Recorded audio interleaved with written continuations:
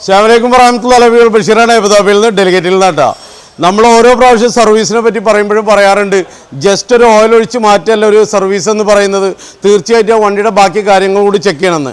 ഇങ്ങോട്ട് വാലനെ ഇതൊന്ന് കാണിച്ചു കൊടുക്കുക. ഇപ്പോൾ ഈ ഒരു വണ്ടി റെനാൾട്ട് ഇവിടുന്ന് പുറത്തുനിന്ന് സർവീസ് ചെയ്തൊരു വണ്ടിയാണ്. ഈ വണ്ടിയുടെ അവസ്ഥ നിങ്ങൾ നോക്കിയാൽ നിങ്ങൾക്ക് കാണാം കേട്ടാ, ഓയിൽ മിക്സ് ആയിട്ടുണ്ട്. ഇത് കഴിഞ്ഞ പ്രാവശ്യം അവർ ഇത് അത്യാവശ്യം ഓയിൽ മിക്സ് ആയിട്ട് ഓടി വണ്ടി വഴിയിൽ നിന്നിട്ട് വന്നാണ്. ഇതൊന്ന് കാണിച്ചെടുത്താലേ കണ്ടാ, ഗിയർ കൂളർ പോയിട്ട് ഓയിൽ മിക്സ് ആയിട്ടുള്ളതാണ്.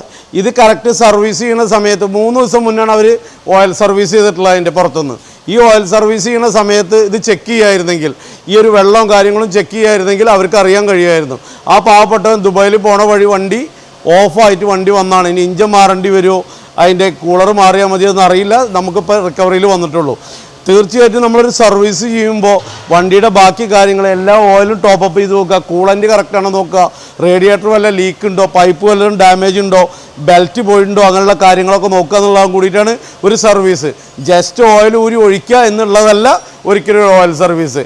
അപ്പോൾ വണ്ടിയുടെ ഓയിൽ സർവീസ് ആയാലും മെക്കാനിക്കലായാലും അതല്ല AC ആയാലും പെയിൻറ്റിങ് ആയാലും whatever you have problem on your car, let's welcome to Delegate auto garage M9. ഏവർക്കും സ്നേഹസ്സലാം. അസ്സലാമു അലൈക്കും വറഹ്മത്തുള്ളാഹി.